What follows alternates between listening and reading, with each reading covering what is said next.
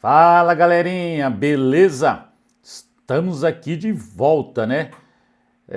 Aula passada, ontem, né? Ontem eu enviei um vídeo para vocês, né? Dia 3 de setembro, de eletrostática, falando sobre potencial elétrico, trabalho de uma força elétrica. E hoje nós vamos fazer outro sobre força elétrica, lei de Coulomb, tá legal? E tem mais vídeos lá no meu canal. É só entrar na playlist da SpaceX que você vai encontrar aí, dá para você fazer uma baita de uma revisão, né? Porque hoje é dia 4 de setembro e no dia 13 e 14 você terá a prova da SpaceX 2025. Tá legal? E sem enrolação, a gente vai para a questão. Então é isso aí, galera, é isso aí. Nós estamos vendo questões da SpaceX para fazer uma revisão. A aula passada eu mandei um vídeo sobre trabalho da força elétrica, potencial elétrico, ok? Falando sobre que a força elétrica é uma força conservativa. E hoje nós vamos fazer uma outra questão, tá? Então, a aula passada eu fiz essa questão com vocês, tá? E que era de 2020. Hoje eu vou fazer esta questão que é de 2021, tá? Essa eu vou dar uma diquinha já para vocês, tá legal? De 2023. E essa aqui é de 2024, tá feita já lá no meu canal. É só entrar na playlist da SpaceX. Se você quer aprender física, está no lugar certo. Para tudo aí, aproveita, dá uma curtida no vídeo, compartilhe e se inscreve no canal. Ninguém vai cobrar de você falar, olha, você se inscreveu no canal e não está vendo o vídeo. Você vê quantos e quanto você quiser, mas se inscreve no canal que você me dá uma força, é o seu jeito que você tem. Este é o jeito que você tem para retribuir o meu trabalho. Legal? E vamos lá, a questão que eu vou fazer hoje é essa aqui, que ela fala sobre três cargas elétricas pontiformes, né? Carga A, B e C, QA, QB e QC, que estão fixas, respectivamente, em cada um dos vértices de um triângulo equilátero de lado L, tá? Sabendo que QA é menor que zero, então a carga no vértice A ela é negativa, QB é maior que zero, então é positiva, e a carga C também é positivo e vale o dobro da carga B, ok? E a constante eletrostática do meio é o K. O que ele vai querer? O módulo da força elétrica resultante em QA, devido à interação que essa carga QA tem com C e com B, tá ok? Ele ainda dá valores de seno e cosseno dos ângulos de 60 e 30, tá? E vamos lá, aqui estão as alternativas. Essa é a de 2021. Eu fiz ontem a de 2020. Então tá aqui, ó. Taquei um triângulo aqui e vou imaginar as cargas A aí nesse ponto, nesse vértice do triângulo, qualquer vértice que você escolher, não importa. Pus a carga B num outro vértice, o valor dela é QC sobre 2. Veja que QA e QC aparecem nas alternativas, QB não. Então a gente tem que trabalhar com o módulo de QB como QC sobre 2, uma negativa, outra positiva, e a carga QC aqui também positiva. Tá legal? Tranquilo? E eu quero saber qual é o módulo da força elétrica resultante sobre a carga A. Então vamos separar aqui num cantinho e vamos marcar as forças, né? A carga A interage com a carga C e aparece uma força de atração. A atrai C e C atrai A. Vou marcar sobre A força, que é o que eu estou interessado. Então marquei um vetor, estou dizendo que esse é o vetor força que está agindo em A devido a C. Essa é a notação que eu gosto de usar. F é força, isso aqui é o símbolo de vetor, força em A devido a C. Então, a carga em A sendo puxada pela carga C. Assim como a carga C é puxada pela A, toda força de ação gera uma reação contrária, a lei de Newton, né? Terceira lei de Newton. Mas a carga A interage com outras cargas que estão na presença, como a carga B.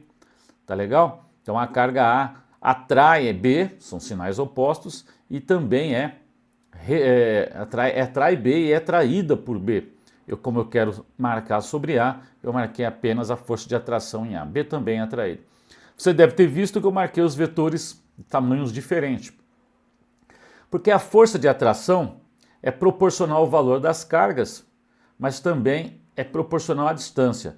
Então, além dessa carga ser menor que essa, ainda é a mesma distância, né? Ó, essas distâncias são iguais, tá? As distâncias são iguais de QA para QC. Como é que eu sei? Isso aqui é um triângulo equilátero, mas a carga A e a carga B estão na mesma distância, só que a carga C tem a metade do valor, então vai ter a metade da força.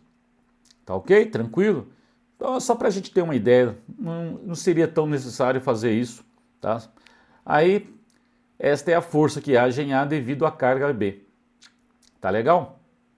Aí eu tracei as paralelas, método paralelogramo, paralela a um vetor força em A devido a C, paralela ao vetor força em A devido a B, ok? Fiz um paralelogramo e o que eu estou procurando é esse vetor vermelhinho, que a gente vai chamar ele de força resultante.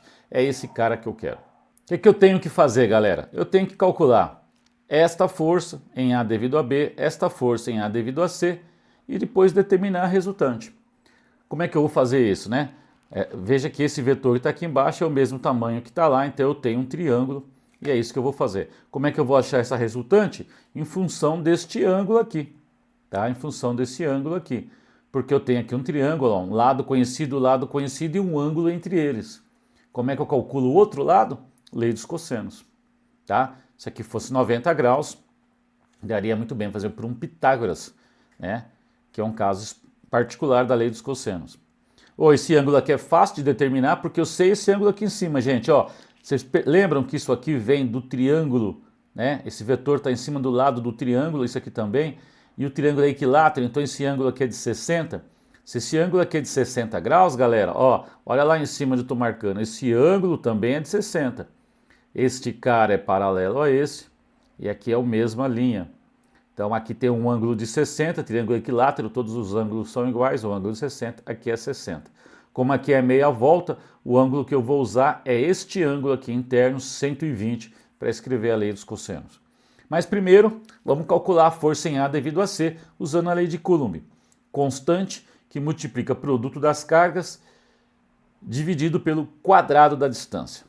Então está aqui, produto das cargas, carga A e a carga em C. O valor da carga em A é QA, o valor da carga C é QC, e a distância entre elas é o lado do triângulo, então eu chamei ele de L ao quadrado, tá? A força entre A e B é a mesma coisa, né? Gente, aqui é QB, vou arrumar.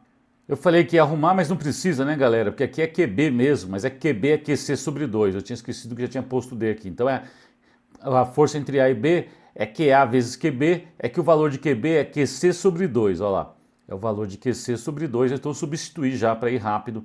E esse L é ao quadrado, é a distância entre a carga A e a carga B ao quadrado. Então aqui seria a carga B, é que a carga B tem um valor que é QC sobre 2. Veja que eu coloquei um 2 aqui embaixo. Então QC sobre 2 é o QB. Legal? Então esse é o valor da força de A em B, esse aqui é o valor da força de A em C. E eu tenho que jogar tudo isso na lei dos cossenos. A lei dos cossenos diz assim, ó. Esse lado do triângulo desconhecido ao quadrado é igual aos outros dois lados conhecidos ao quadrado, este e este lado, menos 2 vezes um lado vezes o outro, vezes o cosseno do ângulo entre eles, que é o ângulo de 120. Tá ok? Tranquilo? Então agora a gente vai transpirar um pouquinho, vai resolver isso aí, tá? Eu só vou jogar esses caras aqui no lugar FAC, jogar esse cara aqui no FAB, levar ao quadrado e fazer continha. Vamos ganhar um pouquinho de tempo. O cosseno de 120 é menos do cosseno de 60, né? O cosseno de 60 é meio, o de 120 é menos meio. Se eu vou colocar menos meio aqui, galera, ó, 1 sobre 2, o 2 que aparece aqui embaixo cancela com esse 2 aqui. Então já vou jogar esse 2 fora por causa do cosseno de 120, que é meio. Só que ele não é meio, ele é menos meio. E menos vezes menos é mais. Então a gente pode escrever assim, tá? Se você for olhar aqui, esse sinal que apareceu de mais era esse sinal de menos. Cadê o número 2? Desapareceu porque o cosseno de 120 é meio, multipliquei por 2, deu 1. Quem que é isso aqui? É a força em A devido a C, que eu pus aqui e elevei ao quadrado. O que é esse cara aqui? É a força de A em B, da força em A devido a B, também ao quadrado. Esse menos 2 já expliquei que ele virou mais e o 2 cancelou com meio. Essa aqui é a força de A em A devido a C. Aqui é a força em A devido a B. E agora, galera, transpirar, né? Eleva aqui ao quadrado, ó. Fica tudo ao quadrado aqui em cima e aqui a quarta. Tudo ao quadrado aqui em cima e aqui fica elevado a quarta e aqui aparece um 4 porque eu elevo ao quadrado. Tá legal? Tranquilo? Então a gente vai fazer o seguinte.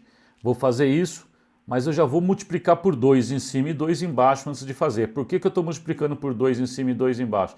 Para que esse denominador fique igual a esse, tá? Aí a brincadeira fica assim. Aqui embaixo, 2 ao quadrado é 4, L ao quadrado é L à quarta, idem aqui, os denominadores ficaram iguais, por isso que eu multipliquei em cima e embaixo por 2. E aqui ficou K, Q, QC tudo ao quadrado e um 2 ao quadrado que é 4, tá? Que vai somar, aqui fica tudo igualzinho. 4 mais 1, né? Vou somar, os denominadores são iguais, vou somar, então fica assim, 2 ao quadrado 4, 4K QA QC ao quadrado mais K QA QC ao quadrado vai dar 5K QA QC ao quadrado. Então eu já somei esses caras aqui ao quadrado, já somei esses caras com esse, porque os denominadores são iguais, tá? Tá aqui. E aqui, né? Aqui é a mesma coisa, né, galera? Só que aqui ó, é um produto, né? Então eu vou multiplicar esses dois caras, eu não preciso ter os denominadores iguais. KQA vezes QC, KQA vezes QC é KQA vezes QC, tudo ao quadrado, tá? E L ao quadrado vezes 2L ao quadrado é 2L à quarta. E vou somar esses três. Novamente vou deixar os denominadores iguais, né? Multiplico em cima e embaixo para ficar tudo igual. 4L à quarta, 4L à quarta, e aí eu posso somar em cima esse 5, esse parênteses é exatamente igual a esse 5 mais 2 vezes vai dar 7, né? Fazendo aí a continha aí para vocês. Tranquilo? Então Fs vai dar aqui, ó, a força resultante ao quadrado vai dar 7 vezes esse parênteses ao quadrado dividido por 4L à quarta. E aí a Inês é morta, né, galera? Tá com a raiz quadrada de um lado, uma raiz quadrada do outro. Tá com as raízes quadradas aí, a raiz de 4 é 2, então você fica com esse resultado. A força resultante é raiz de 7, que multiplica K, que é a QC, que saiu aqui da raiz.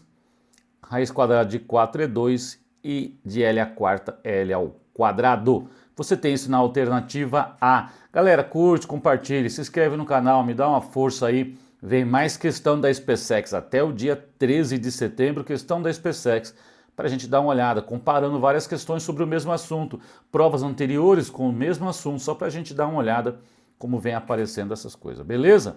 Falou? Você deve estar vendo esse vídeo aí no YouTube, né? Me procure também no Instagram e no Facebook. E a gente se vê. Abraço!